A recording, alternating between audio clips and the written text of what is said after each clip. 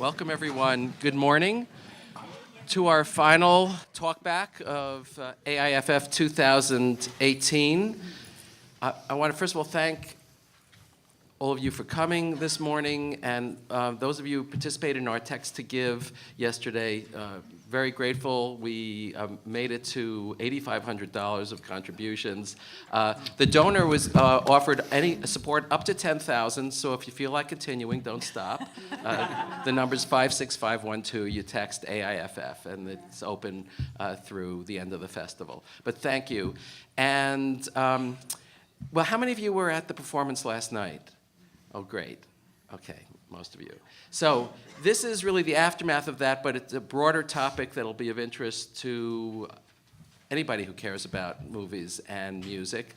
We're going to be talking about composing scores for classic and contemporary films. And we're going to start with contemporary, and we're going to start with the contemporary filmmaker sitting next to me, Stacey Steers. Now, Stacey's images have been ubiquitous. Everywhere you look around the promotion of this film festival, the Mary Pickford image that's our poster, the two Mary Pickford images are from her films, and it's been in our trailers. So she really was our festival artist this year, par excellence. And again, not just the festival poster artist, but also our installation artist.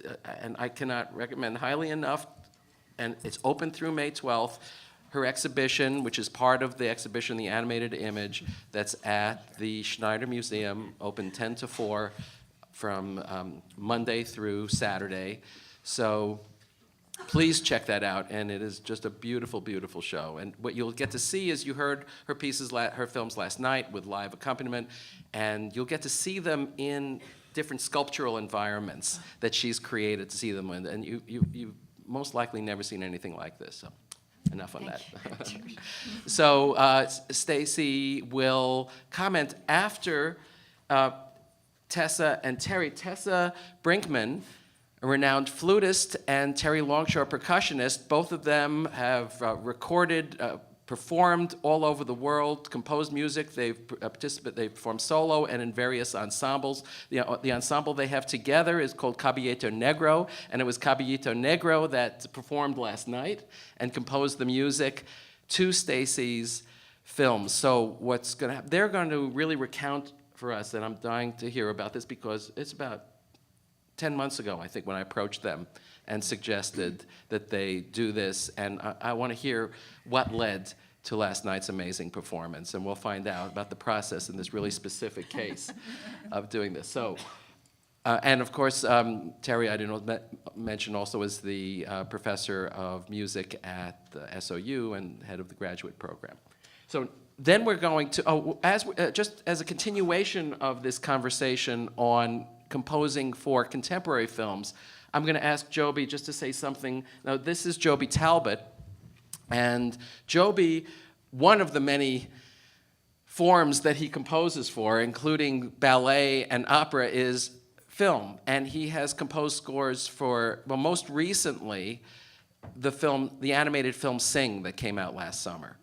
Before that, The Hitchhiker's Guide to the Galaxy, several others. He often works with a particular director. It's Garth Jennings? Garth Jennings, yeah. Yes, Garth Jennings. So we'll hear, at that point, it'll be good just to hear your perspective on, before we get to composing for classic films, just to say something about that experience.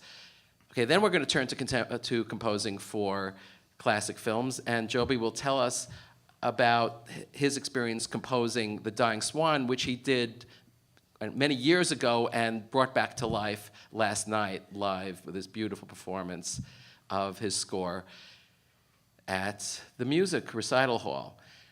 As some of you found out last night, the distributor of The Dying Swan, coincidentally, not so coincidentally, it just was a perfect kismet that it just turned out that we were paying tribute this year to this company that is so vital to film culture in the US and around the world, Milestone Films, which the boutique distribution company, they re-release classic films with the most tender, loving care, with the most incredible extras, with so much research put into them. This is the doing of Dennis Doros and his wife, Amy Heller, the partners of Milestone Films. And Dennis has an enormous amount of experience, including having commissioned and produced the first American recorded orchestral score for a silent film in the US. That's Sadie Thompson, going back there. He was also very much involved in, I'm sorry, I keep forgetting, for some reason I blank on the Einhorn title. Voices of Light by Richard Einhorn. Voices of Light by Richard Einhorn, which is a renowned accompaniment to Carl Theodor Dreyer's Passion of Joan of Arc. And Dennis worked quite a bit on that. And now, and over the years, he has commissioned scores for classic films. So we'll hear from his perspective. So we have composers, we have filmmakers, we have a distributor. We can start now. Let's begin with Tessa and Terry. Maybe just both of you, just tell us about what happened after I brought Stacey's films to you, and what started inspiring you? Why did you say yes, and what happened from there? Well, I like to start by saying that I had pestered you a few years ago about doing music for silent film because you were new in town, and I thought, ooh, he's new in town. He might be susceptible to having live music with film, which has always been one of these things that I have a mission about, is this intersection between music and film. So Richard, luckily, was incredibly enthusiastic and supportive and said, yes, want to do it, let's find the perfect vehicle. And as it happens, 10 months ago, he said, oh, what about Stacey's film?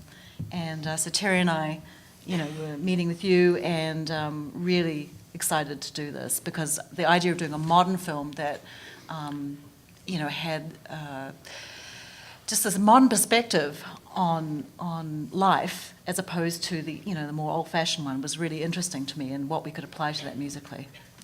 Okay. So how did you get started? Go ahead. Well, thank you, first of all, for inviting us to do this. And the inspiration, just to touch on that for a second, the second we saw Stacey's work, that was hugely inspiring.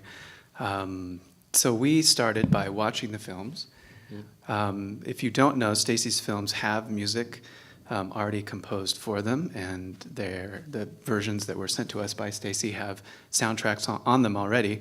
We have not heard those. We purposely said we're not going to listen to them because they might color how we might approach scoring it ourselves. And I'm sure the composer and composers that Stacey has worked with approached it that way. Saw the film and were inspired in certain ways, and we wanted to be that way as well.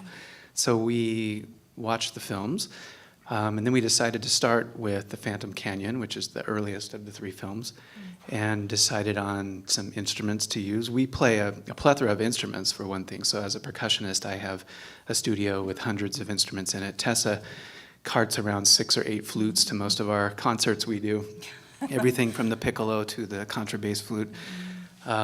So we just started developing ideas based on the storyline and the inspiration for The Phantom Canyon, and assembled some instruments, started improvising with some ideas and scoring those ideas as we went, and that was our initial process.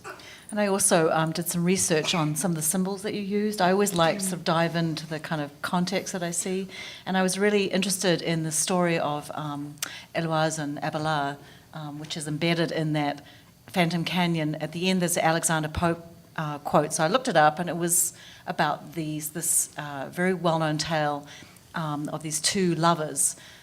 So they fall in love. She's a student, and he's a professor, and they fall in love. He's been hired to teach her, and they have a baby. The father finds out. He castrates the man and sends him off to the monastery, and then she's sent off to a nunnery. And then, actually, the most plangent stuff about them is after that, there are these letters that go back and forth between them, where she's missing him and he's sort of withdrawing himself. So there's a whole kind of thing about this tale, and I thought it was really exciting to have the sort of layers and layers and layers of narratives and subversive narratives that you had in there. And I thought, well, how can we represent that musically? And so there we go. Okay, so first of all, one of the things that was most fascinating is that you seem to change instruments for every film, correct? So what connected an instrument, just an example of why an instrument went with a particular film or how you settled on the particular instruments to use? Well, that was intentional from the beginning. We thought we would score each film with a different instrument type, at least. So the second film, I had the idea initially, I think, of using Tessa's bass flute, which is her newest addition to her arsenal. It's a beautiful bass flute, which we hadn't used before in any of our music, and I really wanted to hear it. So I selfishly said, let's use your bass flute. And I'm also a very fond of playing the vibraphone, and I thought what a nice marriage that would be between the vibraphone, which is a fairly high-pitched instrument, 3-octave range, and the bass flute, which is lower. It turns out that they overlap, their ranges overlap by all but only about a fifth. But they have such different timbres and such different sounds. And so we started with that instrument combination and really liked it and came up with some initial melodic ideas that we felt expressed the kind of dark imagery of that film. And also it's intuition and willfulness. I'll say that as a duo, we've been working together for a number of years now, and one of the rules we have is that, you know, whatever we really want to do, or if we don't want to do something, we don't do it as a duo. So, Terry said, well, this is what I want to play. This is the instrument I want to play for this film, and this is what I want to do. And so we just sort of follow our intuition about what we just feel like doing. And it always seems to work out, like it has a kind of its own logic that actually matches the project that we're doing. Okay. We trust that process. Now, am I right that it wasn't entirely written and composed without some sections for improvisation? There was some improvisation within it. Could you say something about that? Oh, so yes, because we love to improvise and we love to play scored music. We do both, you know, just very easily. So what's wonderful is to be able to create the structure and the pillars and the melodic fragments, the pitch sets and the rhythmic ideas, but then to really watch the film and start to interact with it as if it was a live performance, even though the film just repeats itself the same way every time. And every time you perform it, then you discover new things, which renews the creative process every time you do it. So last night there was new things that we were doing, which was really, really, really fun. And that keeps us smart and looking at what we're doing. You know, we have to stay on our toes, actually, like being able to sort of play at the same time as looking and, you know, yeah, it's a lot. Anything else about the evolution from the beginning to the end? Was it 3 discrete segments, or was it in a way composed as a trilogy or 3 parts?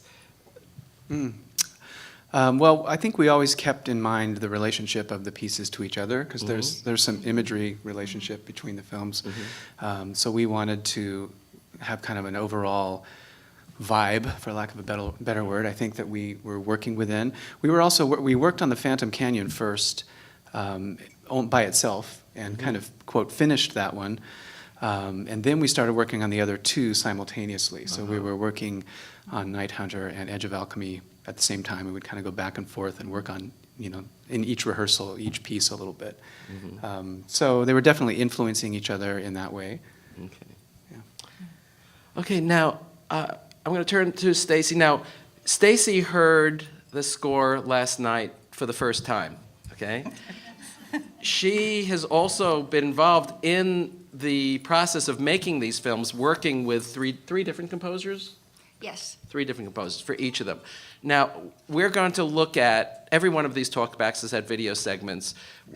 We're going to look at one of her 3 films in here. So you'll see with the score that accompanies it. So you can see that. Now, just as Stacey was hearing their score last night for the first time, they're going to hear the score for the first. They've never heard the original score, Tessa and Terry. They'll be hearing it now. So, but anyway, maybe just something transition you might say, just introductory about this, about what we're about to see, or anything you might want to comment about the experience of hearing this for the first time last night. I want to thank Richard for inviting me, and I want to thank Tessa and Terry for having the interest in my work that you did. I mean, I'm really very grateful. It's a huge project to try to relate that intimately to images, you know, and I'm just really grateful to you for your willingness to spend the time with my work and to bring your enormous talent. You know, and interact with what I've done. It was a real honor for me. And, but it, I have to say that, I didn't really know what to expect. And so it was interesting. I was having a hard time in a way melding the sound with the image because I was so used to hearing it in a way that that I had become accustomed to, I think. So it was actually a really interesting experience. It made me, I think, have a kind of fresh relationship. We had a little bit of trouble with the technology on the middle film, and it wasn't projecting properly, and so and their soundtrack had a kind of anxiety to it anyway. Well, we were feeling that a little bit because we were watching it jigger and like, oh my God, what are we doing here? And by the way, that's the film we're going to see now, so we're going to correct that. But that was, and I felt like, like in that case, I wasn't really sure how. My experience was pretty disrupted, I suppose, because I was kind of panicked about the way the thing looked. But anyway, I don't think anyone else really noticed. That was very interesting. But anyhow, no. So it's a very rich experience actually to be able to see your work reinterpreted essentially and live. I think there's something about live sound that's always fantastic, and that I was really grateful for. It was really nice. But if we're going to look at this film, I'll just say very briefly that the film is Night Hunters, the one with Lillian Gish, and I always complete the visual material before I work with a composer. In this case, I had actually been finishing the film at a place called the MacDowell Colony, which is an arts residency program in New Hampshire, and there was a composer in residence whose name is Larry Polanski. And he's a new music composer, really far out music. He sent me his CDs, and I was listening to them because we became very good friends and talked about, working together. And I was like, what the heck is this stuff? It's like, he uses math, and he's really, but he's also very interested in traditional American music. So he has a broad interest in music, and he was a terrific person. And anyway, we decided to collaborate based on our friendship. Really, and he'd never done a film before. So it was a very interesting process, and I ended up having to get pretty deeply involved. So that's the difference. The difference is that when you're working on a soundtrack, that you're preparing to go to be attached to your film, there's this kind of, you go back over and over and over and talk about little details and moments that need to be emphasized and stuff like that. And in live performance, they're the ones who are having they're intuiting the way they should build the relationship between the sound and the music. And I actually think they're both really interesting. And of course, Richard and I were talking about this, but silent film initially was always performed by, with somebody there, live accompaniment. It was not really actually silent. And every accompanist, had their own relationship to the visual materials. So I'm sure some of the performances were very different from others. The sound has a huge impact on how you feel about what you're looking at. And I think sometimes we take it for granted, the role of sound, but it's major. And I have heard of Edge of Alchemy played with more classically interpreted kind of orchestration, and totally different, because the track I have on it is not at all traditional either, and so it's just really interesting. Wonderful. Okay, so we're going to play Night Hunter, right? It's Night Hunter. Night Hunter, Yeah, that's right, but without the extra technological anxiety this time.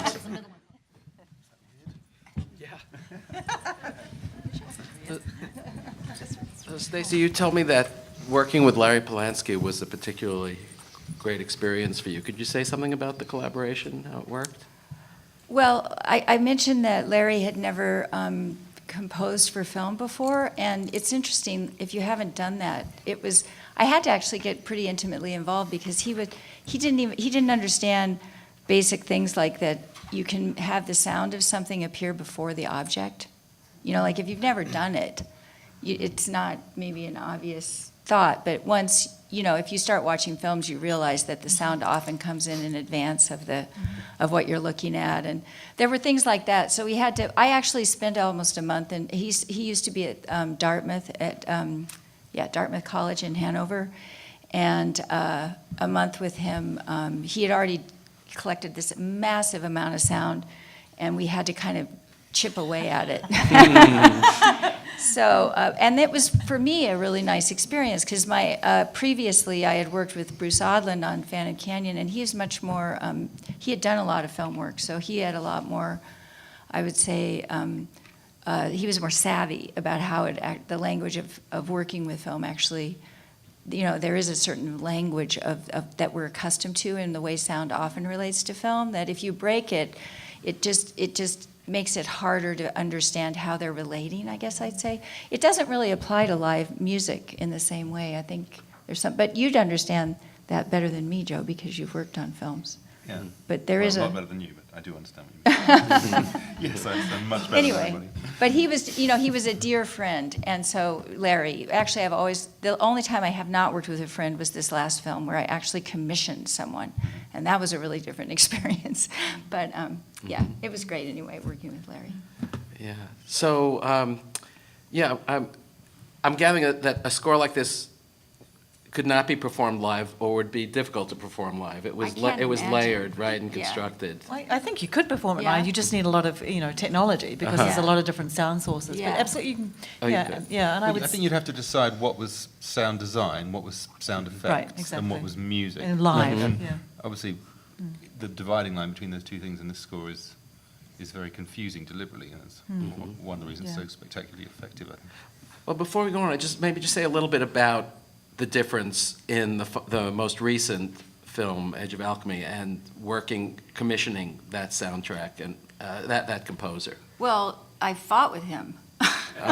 With this guy. I did. I mean, it was really a hard process. His name is Lech Jankowski, and he's, I think, an amazing, I had always admired his work for some filmmakers named the Brothers Quay, who some of you here probably are familiar with, and he had done these, well, there were some beautiful tracks that he had been associated with, and I realized, working with him, that actually he had done the music for them, but not the sound design. And I had always kind of thought of those two things going hand in hand. So it was an interesting experience. We ended up having to take his tracks and completely realign them, which he was willing to let us do, and I was very grateful for. But it was a hard process. He was in Poland. He didn't speak English. He had an idea about me as an American, I think, fiscally. Like he didn't really understand that I was the kind of artist I am, or the kind of filmmaker I am, that I didn't have a lot of resources. And so it was just a struggle. And in the end, I mean, I have a lot of respect for him, and it actually did end quite well. But it was a hard process. He was just strange, to be honest. Tessa and Terry, any observations? Yeah, that was a very interesting experience for us, I Yeah. think. Yeah. Much like Stacey's experience last night. I was hearing our music while watching and Yeah, they were seeing, actually- somebody else's music, and I'm like, wait, but that's our music, Though I didn't find it that strange, actually. I just thought, I didn't find it sort of jarring at all. Just I was sort of found it really interesting to see what he picked up on, and what and the way he'd sort of what he was framing and why and things. But it wasn't. Yeah, I just didn't find it jarring at all. So Yeah, I wasn't so Yeah. much jarred, Yeah. just like it was interesting to Yeah. still hear. I thought maybe Right. I would right. not think about our music while Yeah, watching it, but yeah. I definitely did. And clearly, as Joby already mentioned, a large element of sound design in that interpretation, which we purposely don't do. So trying to, the sound of the door opening and this kind of thing that we were not trying to necessarily emulate in our musical approach so much. But And I'd also say, Stacey, actually, the comment about the live music and not anticipating, actually, I was conscious of musically anticipating sound coming through. So I think the yeah. demands are actually the same, whether it's live or okay. film score. Yeah. But we were thinking, we weren't literally doing, literal sounds. So Right. there was There an was anticipation. not effects, Yes, so to speak. exactly, yeah. yeah, and funny to note that we noticed when we were getting towards the end of the film that a good friend of ours, it's Yes. the percussionist on that soundtrack, and Doug Perkins. And so now Worked fun with to him hear last his year. work on it. Yeah, we worked with him in San Francisco last Yeah. year. It was interesting small that world. there was an overlap. There were certain instruments and sounds there which you Yes. used in some of the films, like toy piano. Toy and- piano, Yeah. vibraphone. Yeah, and they had that harmonica, which is like your melodica. And Right. It's really fascinating that two totally different approaches, but you're confronted with the same imagery, points you in the direction of similar sound sources. Right.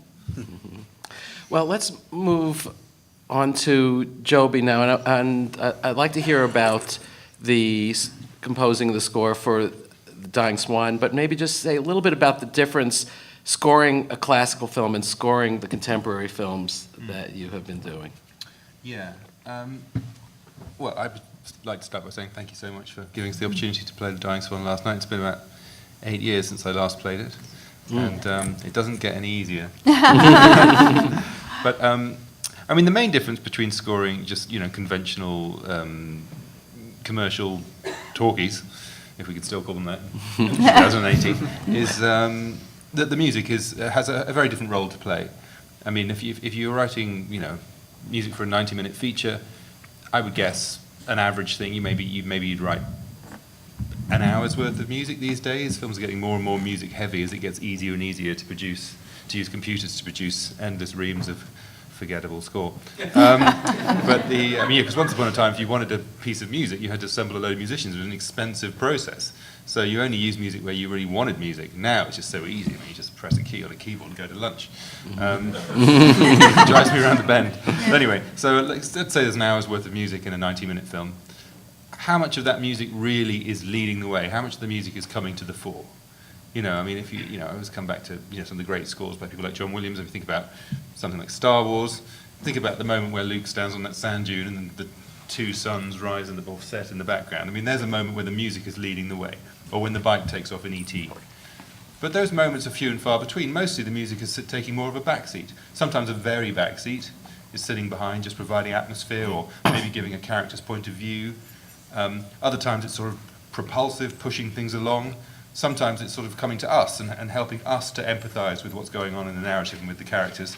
But very rarely does it really come to the fore and lead the way. Of course, when you're scoring a classic silent film, it's a very different dynamic. The music has more of a role to play, and the onus is more on it to help us, the contemporary audience, kind of relate to what the filmmaker was attempting to say. Okay, so now specifically, The Dying Swan, the history of that. Where was this, at what stage of your career did you work on this? So it was so Eric Sargent, mutual friend from the BFI, who's no longer at the BFI, sadly, because he really was, as you said last night, one of the great guys at the BFI, and he had a passion for these old films that they had in their archive and getting them released on VHS and then later DVD, so they could be disseminated to a wider audience. And to that end, he had a budget to record scores, and usually that was a very limited budget, and they would get somebody like Neil Brand to come and improvise on piano, just respond in real time to the movie in the way that would have happened in most cinemas when films like that were being screened way back when. But every so often he had a bit more of a budget, and they wanted to put out Alfred Hitchcock's film The Lodger, 1927, I think. Yeah. Starring Ivan Novello. It's billed as like the first true Hitchcockian film. Certainly a lot of Hitchcock's tropes that later became, very much associated with his name. I think the first appearance of a MacGuffin is in The Lodger. And his first appearance. And his first appearance, yes, he appears at least twice. Yes. Egomaniac that he was. And for this, that they had some live events kind of scheduled, and a wonderful ensemble called the Matrix Ensemble, which was conducted and run by Robert Ziegler.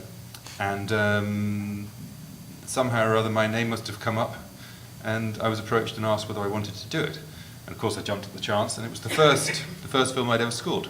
At that point, I was probably been out of college for just a few years, and I was writing, concert music, classical music. I was playing in a rock band at the time as well, touring the world, trying to find time in between sound checks to scribble away on large sheets of manuscript paper at the back of the bus.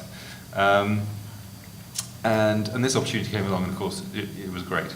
And I set to work, scored the Lodger, we recorded it, we premiered it at the Edinburgh Festival, and played it at the Louvre in Paris, and brought it to New York, and it was all great. And off the back of that, Eric asked whether I'd like to score The Dying Swan, and I was very keen to, because I'd learned so much from doing the Lodger.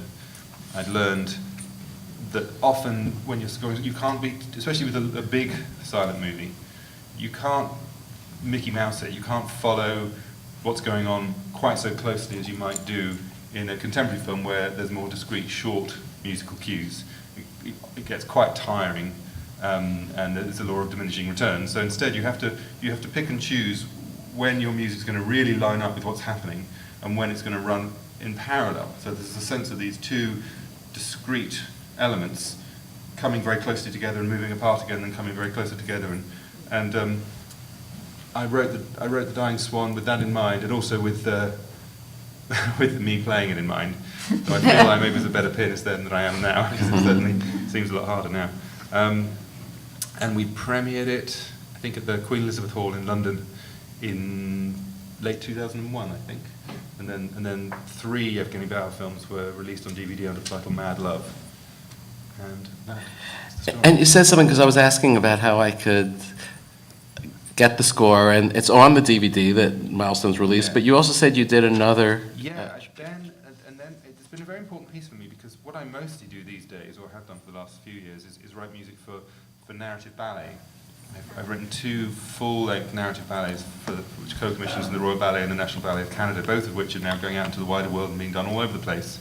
Full orchestra, like 70, 80 musicians, and thousands of dancers, and it's just wonderful working in these places. It's incredible. And that all came about because the choreographer Christopher Wheeldon saw The Dying Swan and really liked the music. He asked me to make a shorter version of that score, but scored for a bigger orchestra, for a full string section, including harp, as well as the solo instruments, for his company Morphosis, which was made up of dancers from the Royal Ballet in London and dancers from New York City Ballet.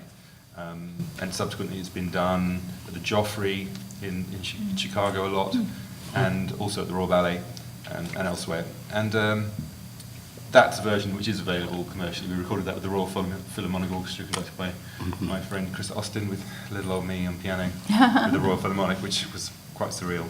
My grade 5 piano skills. I just want to end by just bringing things up to the present, because you're working on Vampire at this moment. Yeah. Correctly? So Anything you want to say about that, and how you might be doing anything differently now than back then? yeah, so in 2001 I scored The Dying Swan, then gone off and done all these other musical things, and finally I find I'm coming back to silent movie. And LA Opera have this event every year they've been doing around Halloween, where they take over the Ace Cinema in downtown LA, which is the old United Artists movie house, which is this incredible Art Deco building that's been lovingly restored by the Ace Hotel group. And they've been doing things like Nosferatu, Beauty and the Beast. They go in and screen scary silent movies with new scores. And they asked me if I was interested in doing one, and I said I was. And I spoke with Eric, actually, and asked him, yes, what film should I do? And he said, well, do Vampire, because it's an amazing masterpiece.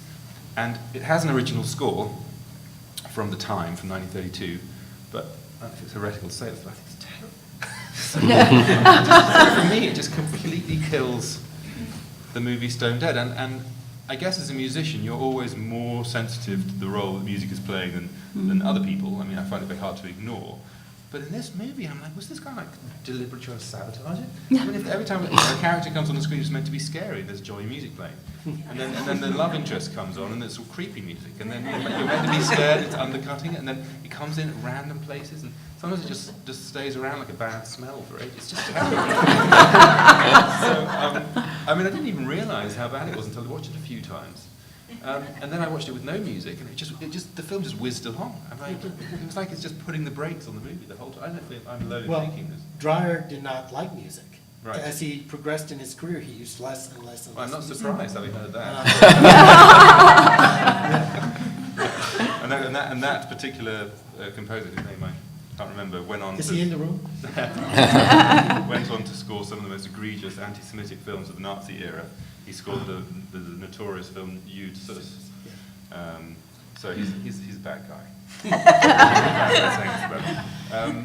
So when I started work on Vampire, I was thinking, what's my motivation for doing this? And I realized when I heard this score, my motivation is to try and save it from this terrible composer and give it, as I did with try to do with the Dying Swan, and as I did with the Lodger, hopefully, try and collaborate with the director and try and refine what their original intention might have been, and be able to make the film breathe and live and be relevant to a contemporary audience. Vampire is not, strictly speaking, a silent film because it has about 80 lines of dialogue in. It's very complicated why there is dialogue and why there's so little of it. I think Dreyer originally conceived it as a silent, but I think technology changed and he had to do it as a talkie, but then they were going to do it in 3 different languages, and he wanted to be able to move the camera around in the way he had done with his silent movies, but of course that was a very noisy thing to do. There's great big clunky cameras. So he decided that he would post-sync the dialogue, but there wasn't no technology for post-syncing the dialogue. So he came across the novel idea of basically trying not to see anyone's mouth move whenever they're talking. If anyone ever has a line of dialogue, they're like... And some of the dialogue is really exquisite, really beautifully recorded, and it's really touching. And some of the dialogue is terrible. They're really badly sort of degraded sound quality, and some of the acting is great, some of the acting is not so great. So anyway, what I've tried to do is to continue to use the dialogue wherever is at all possible to do. But of course, sometimes that means that the music comes in with the dialogue. So I have to kind of tailor my music to mask the original music. So I have to make sure I'm in the right key with the right kind of sound world at any given moment when we're going to hear a little bit of this falling score. And that's been a very, very interesting process. And I've finished writing it in short score, and I'm just in the middle of orchestrating it now. And I think it's going to be great. I'm really excited. Thank you. So Dennis, I'd like to hear about the role of the distributor and your role. Going back really from Sadie Thompson. Now, you are now you started this really working on that first orchestral score. Can you say something about that and how your roles evolved? Well, it started, I was at Kino International, I was 25, and I'm not musical at all. I have no artistic talent. I'd rather be Diaghilev. And my boss said, we have a lot of silent Chaplin films, and I need you to put scores. Here's $200, and you're going to this guy, and he has some records for you. And I edited together probably the worst silent film scores in history. I have an archivist, David Shepard, who was more than willing to mention this to crowds when I was present.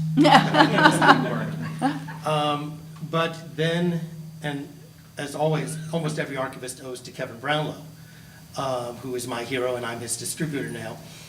And he had been doing silent film scores for Napoleon, and then he started doing it for The Wind and everything else. And he was having lunch with my boss and I, and he said, well, you're doing Sadie Thompson, of course you're going to have a live score.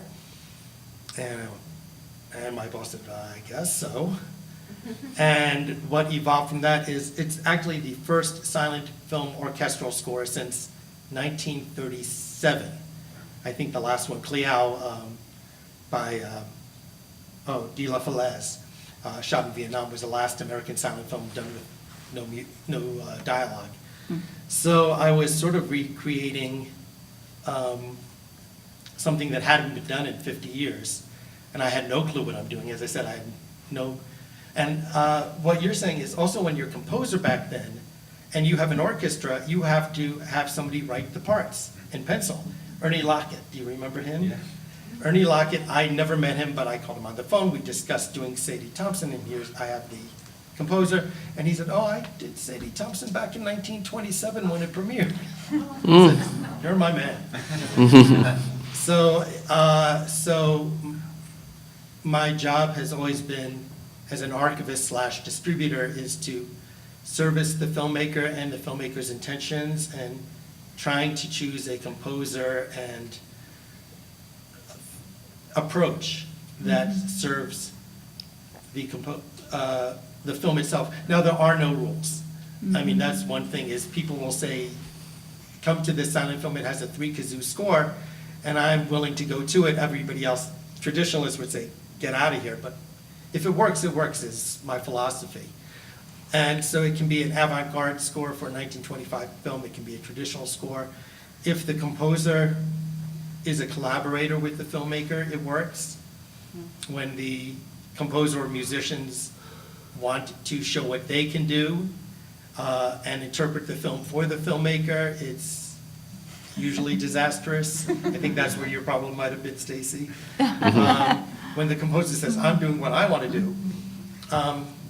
So it's always a choice you make, and there have been cases where it doesn't work.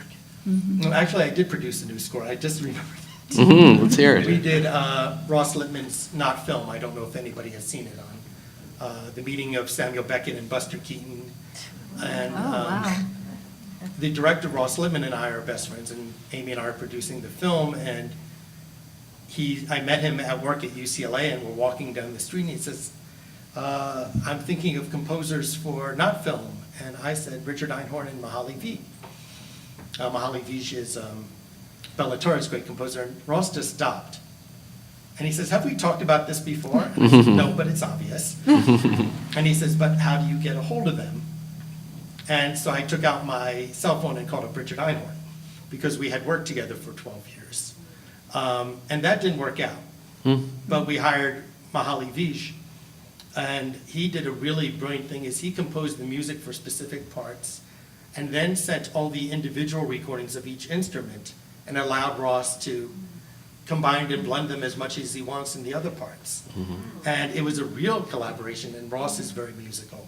And so the film was, when you hear the original scores, which we put on Blu-ray as separate entities, and then the film, there's this incredible collaboration between the director and the composer. And I've never experienced that part before. So Milestone has released quite a few silent films restorations. Are there any particular scores you're especially proud of? Any examples you want to tell us about? Well, Sadie Thompson, because I was the page turner for this score, not really being able to read music, it was a struggle. Do you have a solo? Do we hear the music fall to the floor at any? No, but he hit me a few times. No, anyway. It was a good collaboration. I was in pain that entire 3 days of recording. Okay, well, okay, Yeah, you no, want but in terms of my favorite score, there's an amazing score for La Gang Dance of the Virgins done by the Club for Orchestra with a traditional Balinese orchestra as well. And that blending was really amazing. Okay. One of the things that, well, from having worked on the East Coast for many years, there are a couple of go-to composer performers, including Donald Sosin, Philip Carley. There might be one other person I'm not remembering. Ben Modell. That's it. There's probably 100 composers in the United States specifically playing for silent films. I mean, there's a lot of silent film screenings around the world, and they travel around the world playing. Ben Modell maybe in Norway one day and Korea the next. Right. Should I say this? Donald Sosin and I have all of them. I've worked with all of them, and I do continue to work with them. Donald Sosin swore we were related, and we did have our DNA matched. And I mean, come on, Ashkenazi Jews from Eastern Europe.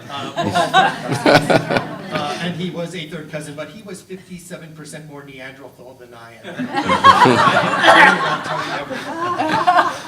But he and I have a way of shorthand. When you're working with a composer and you don't have to say anything, they get it before you say it. That really is a wonderful collaboration, and so we use Donald a lot.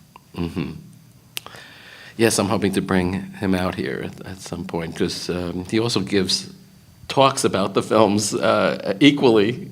All of them are educators. They all, it's a passion, it's a life devotion. I mean, you're never going to get rich doing silent film scores. I mean, the amount we pay to composers to compose a 100-minute score is obscenely low, because silent film scores, silent film DVDs, you sell a couple hundred to 1,000 at most, and you don't get the museum gigs that you can do.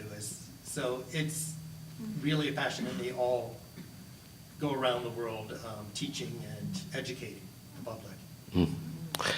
Okay, well, it's 11. I want to give other people a chance to ask questions. And we have a microphone that's going to come to you in a minute. There's somebody, well, let's just get that on, and then just give me 1 second to bring this up to you.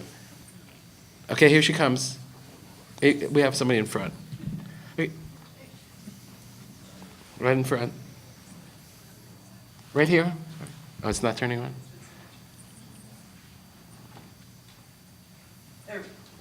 Right here. No, I'm sorry, this man. Hi, my name's Jonathan. It's Sister Joby. I'm just curious how many people I've seen sing. Because it's absolutely wonderful. And I have a niece, and she just has seen it about 2,000 times. And just like to know, what was your collaboration on that? And it was just fantastic, and I'm glad that you got me to see it. Thank you. Oh, yeah. Oh, that's nice.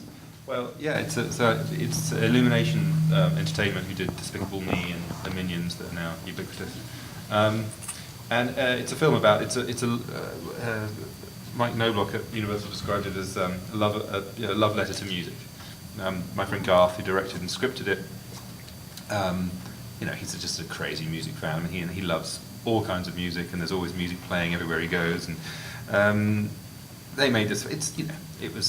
It's a pretty standard kind of shape of an idea for a film, and it's about like a talent show, and a bunch of misfits each who have their kind of interesting backstory come together, and of course disaster happens, and the whole thing looks like it's not going to work, and surprise, surprise, it does, and everybody ends up happy. I mean, we know how this is going to end, but the way Garth managed to shape that into something that was so fun and fresh and original, and had managed to build such a strong structure that you were able to stop and listen to these songs and these big kind of numbers.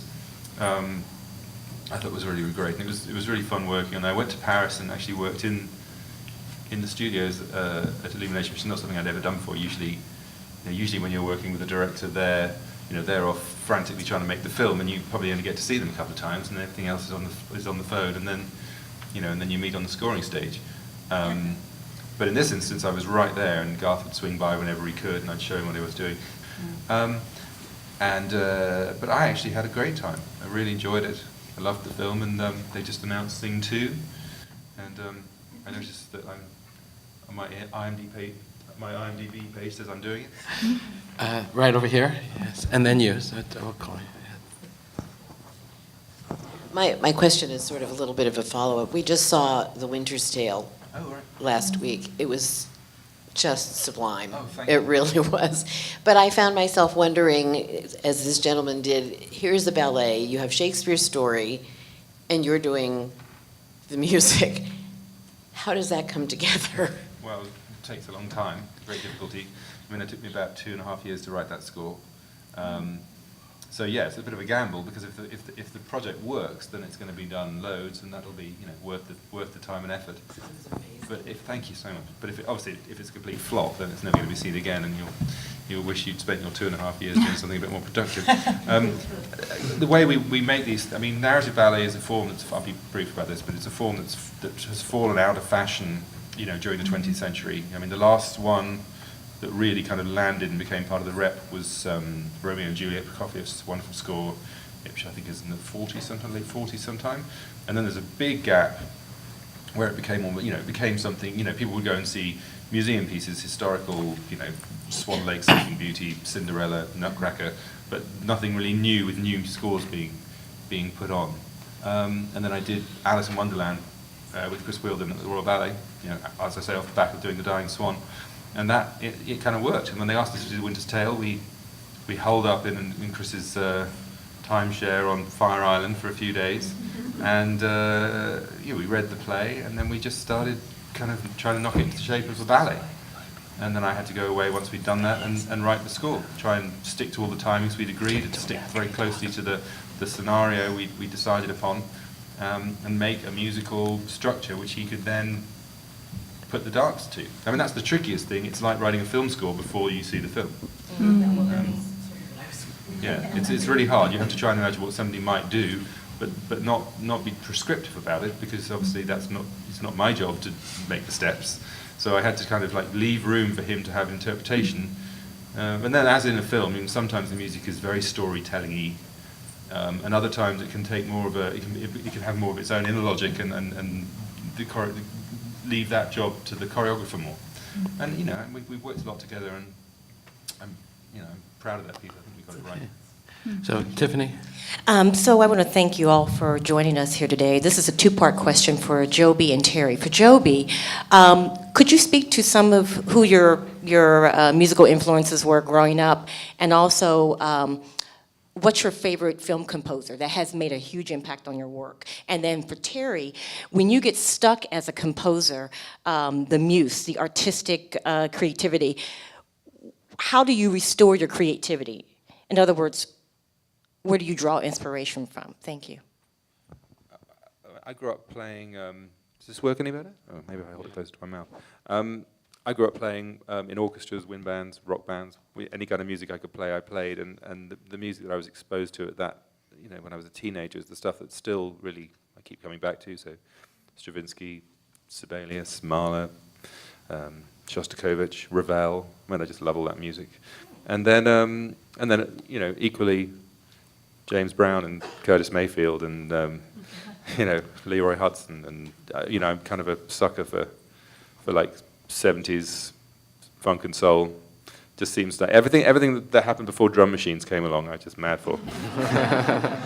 And then as regards to film music, well, I mean, John Williams, obviously, although I've sort of grown to like his scores kind of less, or the more recent ones, as I've got older. It's not really the scores, I think it's just the films. They don't really appeal to me so much. But I'm also a big fan of Jerry Goldsmith. Loved his scores, things like Planet of the Apes and The Omen. And then some of the more contemporary people, like Michael Danner. Loved his score for The Ice Storm, that Ang Lee film, if you remember. It's an exquisite gamelan score he constructed. And there's such a Mothersbaugh stuff he used to do with Wes Anderson, and he's amazing. And Alexander Desplat, he's incredible. There's some really amazing film music out there. I mean, it's kind of a golden age for film music, if we could just get away from the computers. Terry? So for me, dealing with the muse thing is kind of twofold. First, I like, excuse me, I like to set myself some limits. As a percussionist, sometimes the sky's the limit, because we play so many different instruments, and most of the music I've written has either been for myself to play or I've co-written, for instance, with Tessa, we've co-written several pieces that are for ourselves to play. I've only just recently started to get asked to write music for other people. So far they've all been percussionists, so I'm still in that comfort zone. But it can be kind of overwhelming when you're set, first of all, with, well, what instruments do I compose for? So having a clear idea, it always comes from sound for me, what sounds I'm interested in, what sound world I'm interested in creating. Because again, the sky's the limit with percussion especially. And then compositionally, it's the same thing. If I just sit down with a piece of paper, I'll never get started. So I usually come up with some kind of idea, some kind of box to put myself in, whether that's a rhythmical box, a certain time signature or a rhythmic idea I want to use, whether it's a melodic box, a certain scale I'm interested in writing with or starting with. I set up some kind of constraints because I find that helps me generate ideas and helps me then. The challenge is always, well, how do I break out of that box then? I've set up this box and I like that box, but after a while I get a little bored with that box and maybe I want to get out of the box a little bit. So, but having the box initially is really important for me. Otherwise I'm just stumped. I can't do anything. And the muse, one of my favorite quotes is by composer Lou Harrison. It's actually a quote of one of his teachers, Virgil Thompson, who says, just make sure to show up every day, meaning show up to your work, whatever that is, if you're a performer, a composer, whatever. Show up every day. You never know when the muse is going to arrive, but you better be ready for her when she does. We have a question over there, and then back there. For those of us who don't really know anything, I'm curious what usually is the role that like supervises the overall. I mean, you might have a composer, but you also, if you're an indie film, you may not be able to, purchase that or fund that, and you might bring in some mixed music that's already available out there. What do you call that person? I've seen a variety of titles, including music supervisor. What's the difference between those things, and particularly in contemporary indie film, and who's that person, and how do they get involved? Well, there's music supervisors who get billing before the composers. I never understand that. And then there's music editors who usually work with the composer or with the director to get together. If you're going to replace a temporary score with a real score, then the music editor will kind of help the director construct that temporary score. But if you're going to keep the temporary score, then the music editor is going to be incredibly helpful to you, because those guys are. It's one thing like finding a bit of music that works with your film, but it's a whole other thing trying to find so many pieces of music that work with your film and sound like a cogent whole if they're all drawn from different sources. I mean, music supervisors, they tend to be, at the most basic level, they're the guys who do the deals to license the music that you're going to put on your film. So like in Sing, I mean, there was 104 songs. Bits, not the whole song, but like bits and pieces of the song. So this guy, Jojo Villanuevo, had his work cut out, talking to all the license holders and the surviving composers of these various songs from all over the place. And sometimes you find that you can't get the rights to do one song, so you have to try and find some other ones that will work equally well, and try and help the director through their dreadful feeling of bereavement that they can't have, Michael Jackson's Thriller on their movie with a budget of $60,000. Crazy, eh? Mm-hmm. Courtney is back there, right there.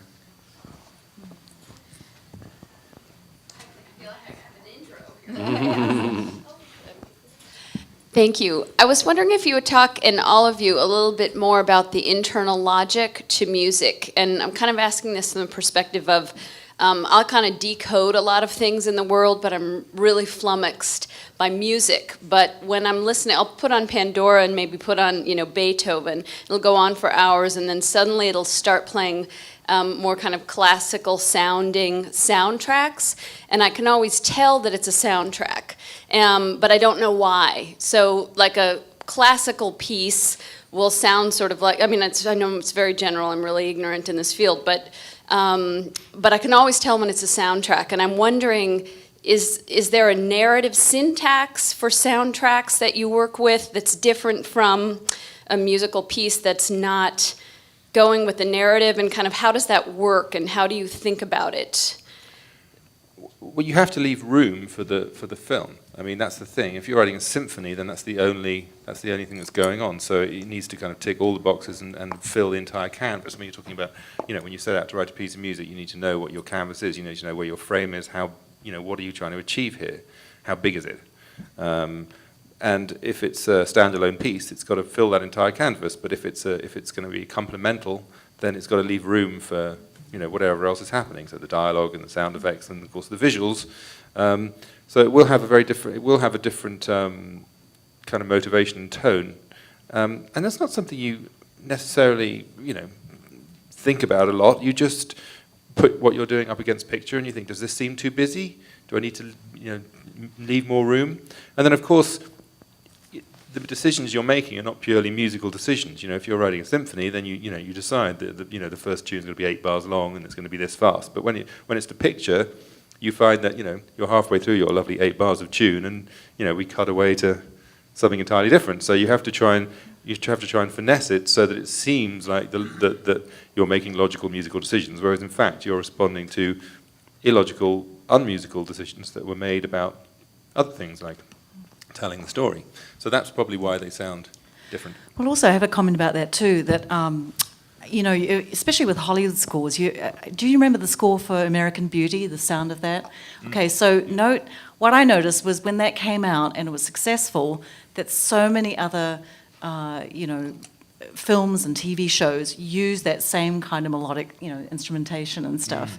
It seems like almost like, oh, that's good. That's a thing that everybody loves. Let's use that. And so That was a ringtone. What's that? It was everyone's ringtone. Exactly, exactly. And so, you know, often there are tropes that appear in film music, and so often when you think it sounds like a soundtrack, it's because you're hearing this repetition of a trope that... Well, what happens there is that when there's something like American Beauty was a great case in point, that Thomas Newman score was then used in every temp score of every film I saw for about the next 10 years. And it's one of those ones where it's a very, very unhelpful temp because it's such an iconic thing. You're never going to make a sound alike that sounds anything other than a low-rent version of that. Right. And a good music editor will choose bits of music to put on a temp score that aren't quite so uncompromisingly idiomatic or something like that. You have a question here? Thank you very much. This is fascinating. This is probably for Dennis and Joby.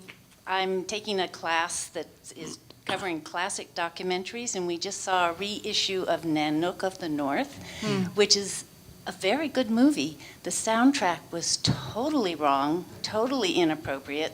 It was like almost like ooze music. It never varied. It was. Can this ever be reissued with a good soundtrack? Okay, well, first of all, thank God that wasn't mine.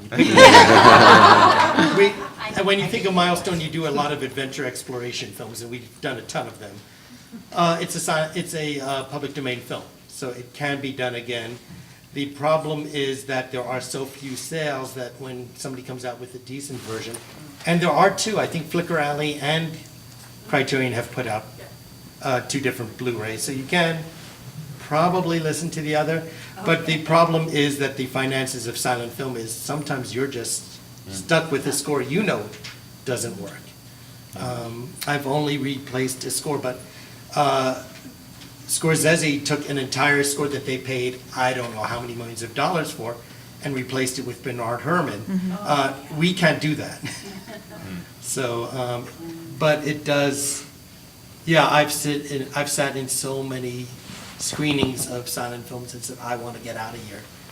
And sometimes silent film will you know that the film is bad, and it's not, it's the score. Sometimes it just moves so slowly, or it disrupts the flow of the film itself, and it works against the film, and you're blaming the filmmaker when it's, and sometimes it's the other way, but we won't go into that. No, but it's very true. I mean, people don't tend to think, well, it's interesting, you thought that the score was bad, but most people just think, oh, this film isn't working. Right. We have time for maybe one more, and I think there's one over there.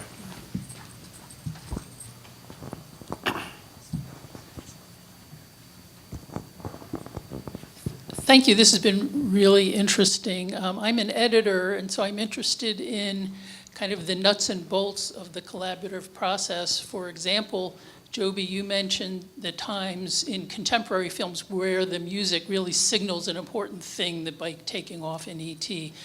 Do you get those cues from the filmmaker, or does it work better if you watch the film and find those moments for yourself?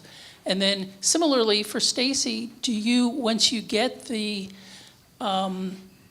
say, a first cut of the music, do you possibly re-edit to get those points to match certain points in the music? I mean, I like coming on board a movie as early as I can. With Hitchhikers, I started writing music even before they started editing. As they went into post, I already had like a library of orchestral music recorded. Those were the days when there was that kind of budget available. And then they used that sort of library as they assembled the temporary score, and then we went and recorded the real thing like 6 months later. I mean, that was an amazing privilege to have that opportunity. But certainly, I like to sit down with the director and the editor. I mean, it's interesting. I mean, that's the first thing you learn when you work on a feature film, is that the editor is often every bit as important as the director, and certainly the next most important person in the process after the director, because the director and the editor are the ones who have the holistic view of the film. Everybody else is coming in and doing their little bits, but the editor and the director have an understanding of the whole thing, and then as a composer you're meant to have an understanding of the whole thing as well, and be able to tell the story from start to finish. Question, Joby. What is the point of the temporary score? Well, yeah. to crush the aspirations of the composer who's going to be hired later. So say a film like Sing, which is from a big commercial studio that's hoping to make a lot of money out of it. They want to make sure that this film absolutely hits every single conceivable button that can be hit to get as many people as possible to see it. So they will screen the film to test audiences, but they're not going to screen it in silence because it wouldn't do very well at all. So they get a temporary score put on it, so that, and also it helps the director and the filmmakers to kind of understand what they're doing.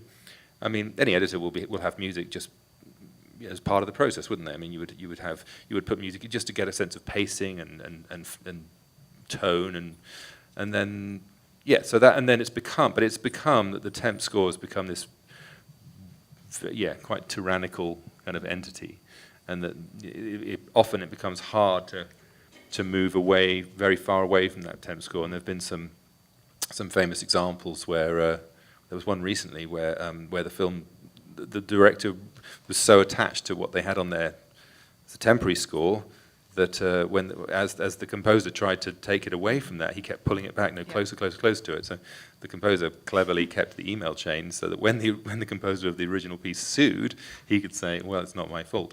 And of course, the most famous temp score in history is 2001, which was a temp score that was then rescored by Alex North, and they didn't use a note of Alex North's music, they used the temporary score, and it's a great effect, but poor old Alex North, probably less than impressed with that.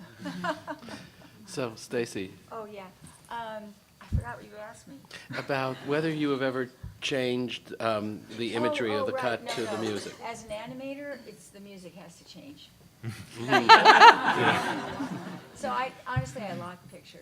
They always want me to lock a picture, and if I change the picture, it's problematic because of this layering that goes on, and so even a few frames, which I actually did to Larry Polanski, it took like a day for him to just reline all the other points, because these are scores that some of mine aren't that complex, but the one that he did, the one you saw today, had a lot of levels of sound. So it's hard. You really need to. What they really love is a locked picture. That's what they call it, as you know.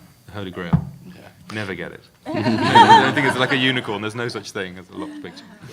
So Stacey, Tessa, Terry, Joby, Dennis, thank you so much for sharing your experience today. Thank you. Thanks for having us.